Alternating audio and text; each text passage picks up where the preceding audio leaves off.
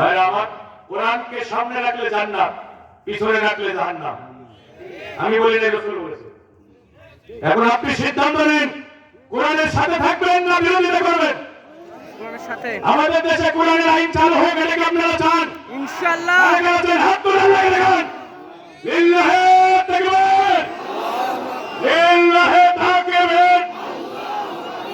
আল কোরআনের আলো, ঘরে ঘরে জালো, আল হাদিসের আলো, ঘরে ঘরে জালো।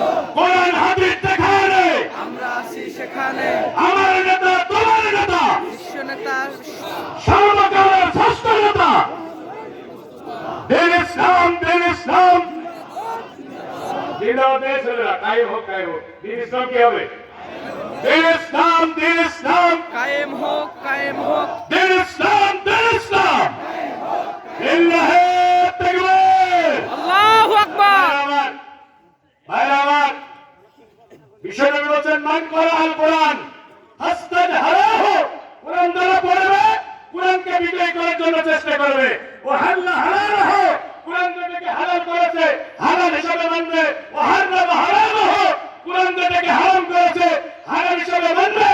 আদখালাহুল্লাহুল জান্নাহ, সে ব্যক্তি সরাসরি জান্নাতে চলে যাবে। আলহামদুলিল্লাহ।